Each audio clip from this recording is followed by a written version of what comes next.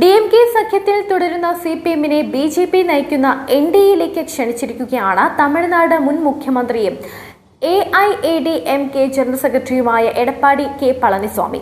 അർഹമായ പരിഗണന ലഭിക്കാതെ അപമാനിക്കപ്പെട്ട് സ്റ്റാലിനൊപ്പം തുടരുന്നത് എന്തിനെന്നാണ് CPM-നോട് എടപ്പാടി പളനിസ്വാമിയുടെ ചോദ്യം. കഴിഞ്ഞ ജനുവരിയിൽ CPM സംസ്ഥാന സമ്മേളനം നടന്നപ്പോൾ CPM പ്രവർത്തകർക്ക് റെഡ് വോളണ്ടിയർ മാർച്ചിന് പോലും സ്റ്റാലിൻ അനുമതി നൽകിയില്ലെന്നത് EPS ചൂണ്ടിക്കാട്ടുന്നുണ്ട്. CPM-ന് അർഹമായ സീറ്റുകളും സ്റ്റാലിൻ നൽകിയില്ല. വരാനിരിക്കുന്ന തിരഞ്ഞെടുപ്പുകളിലും CPM-ന് അർഹമായ സീറ്റുകൾ DMK നൽകില്ല എന്നും എടപ്പാടി പളനിസ്വാമി പറയുന്നു. മുന്നണിക്കുള്ളിൽ അപമാനിതരായി എന്തിനു നിൽക്കുന്നു എന്നാണ് ഇതെല്ലാം ചൂണ്ടിക്കാട്ടി ഇദ്ദേഹത്തിന്റെ ചോദ്യം. എന്നാൽ EPS-ന്റെ ക്ഷണം CPM സംസ്ഥാന സെക്രട്ടറി P. ഷൺമുഖം തള്ളുകയായിരുന്നു. രാവിലെയും വൈകിട്ടും രണ്ട് നിലപാടുള്ള വ്യക്തിയാണ് EPS എന്നും ചുവപ്പ് പരവതാനിയല്ല ചതി ഒളിപ്പിച്ച കെണിയാണ് ഈ ക്ഷണമെന്നുമാണ് അദ്ദേഹം പ്രതികരിച്ചത്. നിലവിൽ പ്രതിപക്ഷത്തുള്ള AIADMK BJP-യുമായി ചേർന്നാണ് സംസ്ഥാനത്ത് പ്രവർത്തിക്കുന്നത്.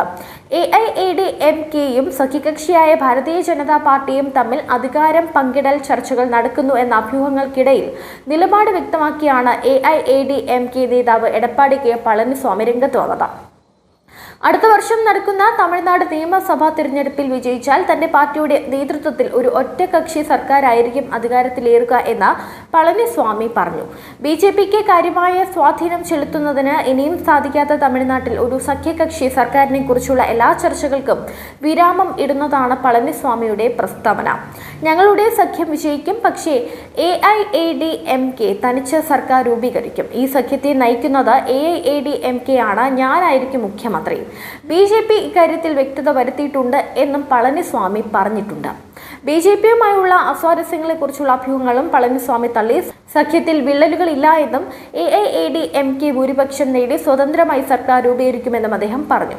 2023-ൽ കെ അണ്ണാമലൈ AIADMK സംസ്ഥാന അധ്യക്ഷനായിരുന്ന സമയത്ത് നടത്തിയ പരിഹാസപരമായ ആക്രമണങ്ങളെ തുടർന്ന് BJP-യുമായുള്ള ബന്ധം വഷളാവുകയും സഖ്യം തകരുകയും ചെയ്തിരുന്നു. പിന്നീട് 2025 ഏപ്രിലിൽ സഖ്യം പുനഃസ്ഥാപിക്കപ്പെട്ടു. 2026-ലെ വരാനിരിക്കുന്ന നിയമസഭാ തിരഞ്ഞെടുപ്പിൽ AIADMK-യും സഖ്യകക്ഷിയായ ഭാരതീയ ജനതാ പാർട്ടിയും തമ്മിൽ അധികാരം പങ്കിടൽ ചർച്ചകൾ നടക്കുന്നു എന്ന തരത്തിലുള്ള വാർത്തകളും പുറത്തു വന്നിരുന്നു. എന്നാൽ ഇതും തള്ളിക്കളഞ്ഞിരിക്കുകയാണ് പളനിസ്വാമി.